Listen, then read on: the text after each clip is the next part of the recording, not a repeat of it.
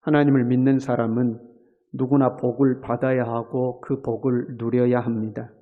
이것은 믿는 자에게 주시는 하나님의 약속이기 때문에 그렇습니다. 그런데 우리가 우리의 현실을 가만히 들여다보면 이 하나님의 축복의 약속을 누리는 사람도 있지만 한편으로는 그렇지 못하는 사람들도 있음을 보게 됩니다. 물론 우리의 삶이라는 것은 단순하지가 않죠.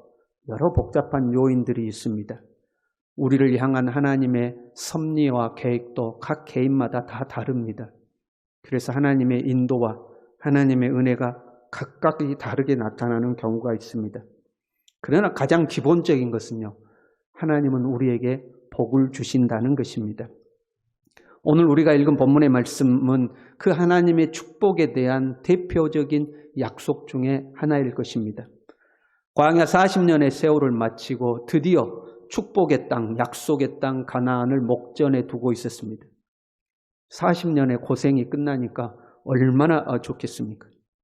그 광야에서 고생했는데 이제는 그 고생이 끝나고 젖과 꿀이 흐르는 하나님의 언약의 땅에 들어가게 되었으니 얼마나 좋겠습니까? 거기다가 하나님이 약속까지 하고 계시는 거죠. 거기 가면 내가 너에게 반드시 복을 준다 하고 약속하고 계시는 겁니다. 우리가 보통 힘든 시기를 지나면 광야를 지난다고 표현하곤 합니다. 누구나가 광야를 지날 때가 있죠. 물질적으로 어려운 시기, 꼭 그것만이 광야는 아니죠. 건강에 문제가 생겼다거나 또는 인간관계에 문제가 생겼다거나 그냥 내 마음에 내적인 어떤 문제가 생겼다거나 하는 내 삶에 찾아오는 모든 어려움의 시기를 우리는 광야라고 표현하고 합니다. 아마도 우리는 현재 코로나라는 광야를 지나고 있지 않나 이런 생각을 합니다. 이 광야를 지나고 나면 하나님의 축복의 땅이 반드시 나올 줄로 믿습니다. 하나님은 광야의 끄트머리에서 축복의 땅을 바라보고 있는 이들에게 약속하신 겁니다. 네가 네 하나님 여호와의 말씀을 삼가 듣고 하나님의 말씀을 주의하여 듣고 그런 말이거든요. 삼가 듣고 내가 오늘 내게 명령하는 그의 모든 명령을 하나님의 모든 명령을 지켜 행하면 너는 복을 받을 것이다. 나가도 복을 받고 들어와도 복을 받고 모든 일에 복을 받을 것이다 약속하고 있습니다. 이것은 하나님의 일방적인 약속입니다. 약속이라는 것은 쌍방간에 하는 거잖아요. 너하고 나하고 이렇게 하자. 그럴래? 그래? 그렇게 하자 하고 쌍방간에 약속을 맺죠. 그러나 지금의 약속은 일방적인 약속입니다. 이스라엘 백성들이 시내산에서 하나님과 약속할 때는 쌍방의 약속이었습니다. 나는 너희 하나님이 되고 너희는 내 백성이 돼. 그런데 너희가 내 백성이 되려면 내가 너희에게 명령하는 언약을 지켜야 돼. 너희들 그렇게 할래? 하고 하나님이 물어보십니다. 그런데 백성들이 아멘 우리가 그렇게 하겠습니다 하고 백성들이 그렇게 하겠다고 약속을 합니다. 그래서 하나님과 이스라엘 백성 간에 언약이 이루어지죠. 언약이 체결됩니다. 그런데 오늘 본문의 말씀은 백성들에게 물어보시는 게 아닙니다. 일방적으로 하시는 약속입니다. 너희가 내 말을 삼가 듣고 내가 명령하는 모든 명령을 지켜 행하면 복을 받을 것이라고 일방적으로 하시는 약속이죠. 예수님을 믿는 것도 이 일방적인 약속에 해당됩니다. 우리가 아직 죄인 되었을 때, 아직 하나님을 알지도 못할 때에 우리의 의견을 물어보시고 예수님이 십자가에서 죽으신 것이 아닙니다. 우리의 의견과 상관없이 예수님이 십자가에 죽으시고 그 예수님을 믿는 자마다 구원을 얻는다고 약속해 놓으셨습니다. 이런 일방적인 하나님의 약속은 하나의 법칙과 같습니다. 하나의 원칙과 같습니다. 또 다른 말로 하면 하나의 길과 같습니다. 마치 이런 거죠. 1 더하기 1은 2가 되는 원칙입니다. 물건을 위에서 놓으면 아래로 떨어지는 법칙입니다. 나는 물건을 놓으면 내 물건은 땅에 떨어지고 어떤 사람은 땅에 안 떨어지고 어떤 사람은 하늘로 올라가고 그런 게 아니잖아요. 똑같은 물건을 동시에 손에서 놓으면 똑같이 땅에 떨어집니다. 하나의 법칙이요 원칙이죠. 콩을 심으면 콩이 나고 팥을 심으면 팥이 나는 겁니다. 누구나가 알 수 있고 누구나에게 적용되는 원칙입니다. 하나님의 말씀에 순종함을 복을 받는다. 이것은 하나의 법칙인 겁니다. 마치 길과 같은 거예요. 이 길을 그대로 따라가면 누구든지 이 길을 그대로 따라가면 축복의 자리에 도달한다 하는 거죠. 이게 하나님의 일방적인 약속입니다. 누구든지 이 길로 가라. 누구든지 이 길로 가면 이 길 끝에 하나님의 약속의 복을 받는다 하는 거죠. 하나님의 일방적인 약속입니다. 저와 여러분은 이 하나님의 언약을 붙들어야 할 줄로 믿습니다. 이 축복의 길로 가야 할 줄로 믿습니다.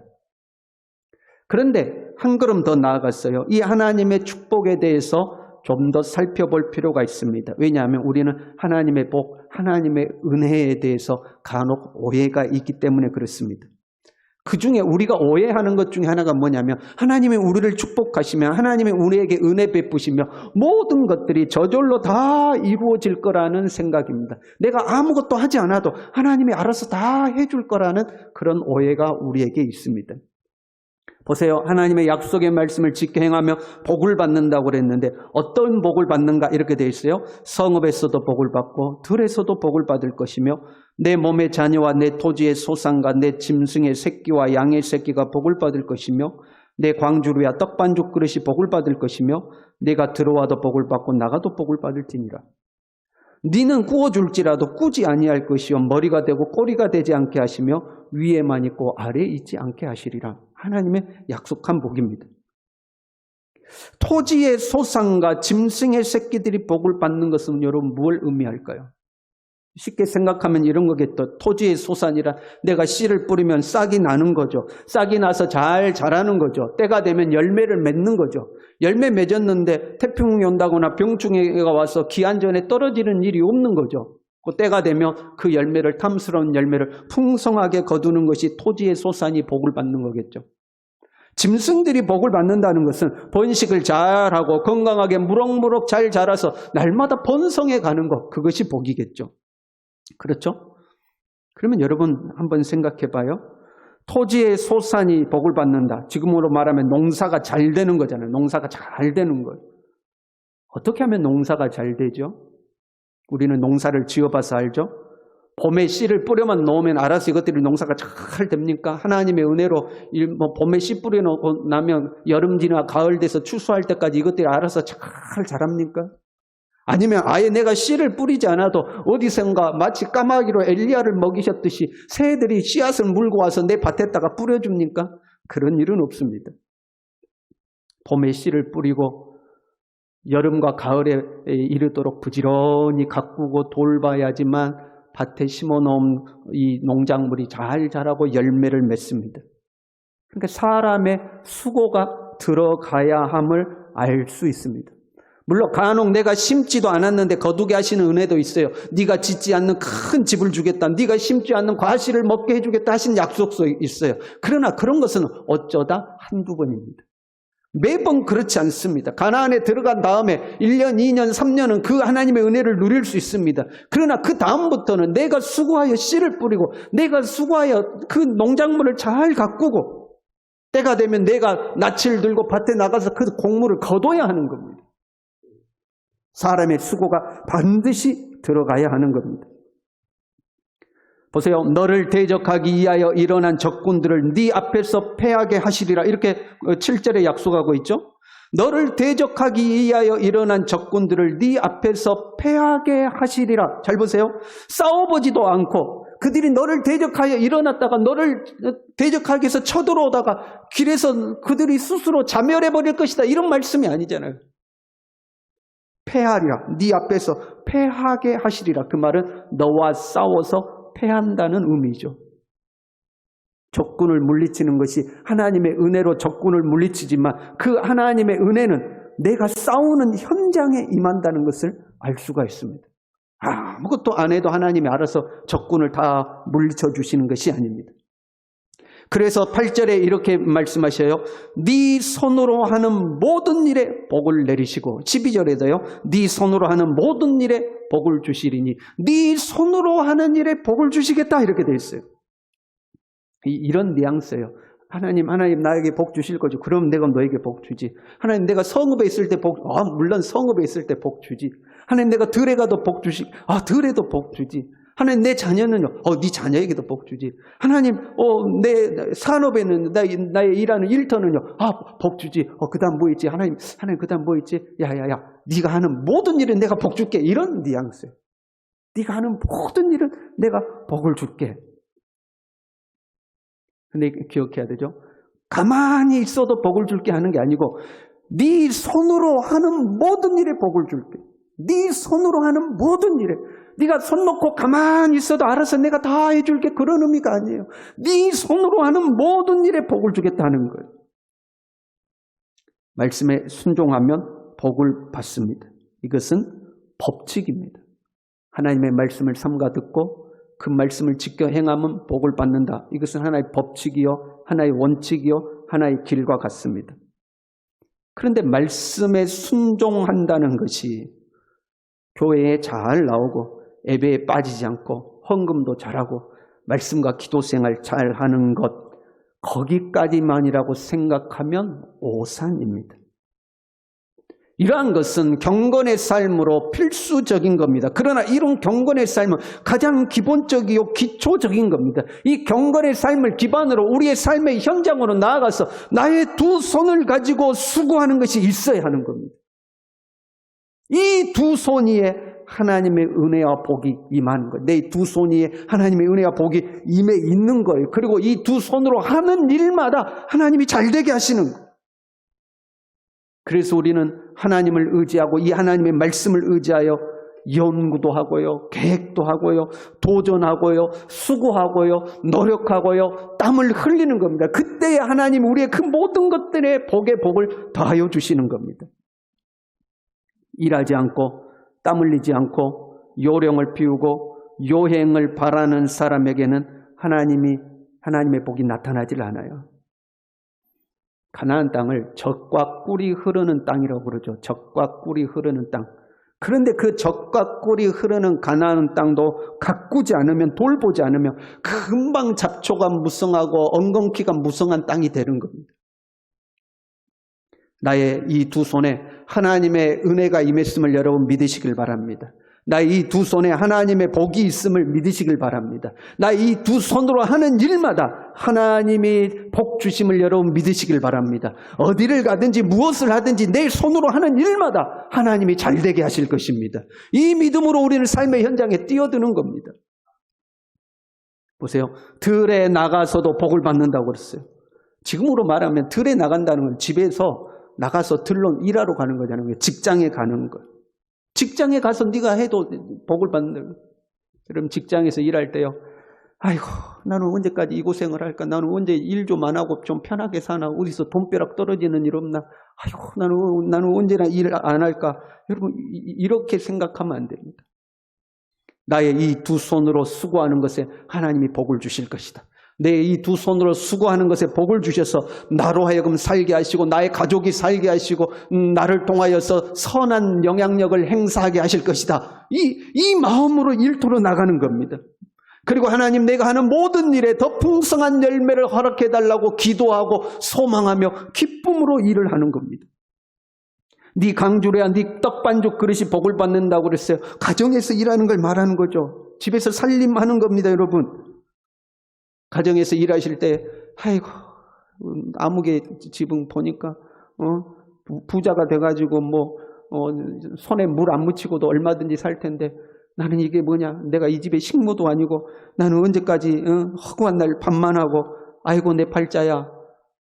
그렇게 사는 사람에게는 하나님의 복이 임하지가 않겠죠.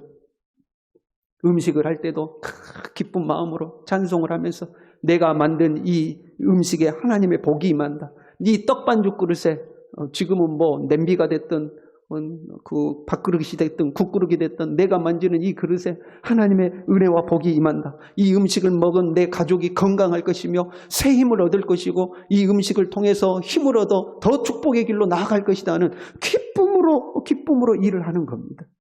거기에 하나님의 은혜와 복이 임하지 않겠습니까? 함께 예배드리는 우리의 자녀들, 아마 우리 자녀들 중에 거의 99.9%는 이런 말 할 겁니다. 공부하기 싫어 죽겠다. 아이고 공부하기 싫어 죽겠다. 여러분 그런데요. 여러분보다 인생을 먼저 살았던 모든 사람들에게 물어보세요. 아저씨 또는 아줌마 선생님 내가 앞으로 커가지고요. 복 받아가지고요. 내가 돈도 많이 벌고요. 내가 좀 편하게 잘 살려면 어떻게 해야 돼요? 하고 물어보십시오. 아마 99.9%는 이렇게 대답할 겁니다. 공부 열심히 해라. 공부 열심히 하고 예수님 잘 믿어라. 두 가지입니다. 예수 잘 믿어라.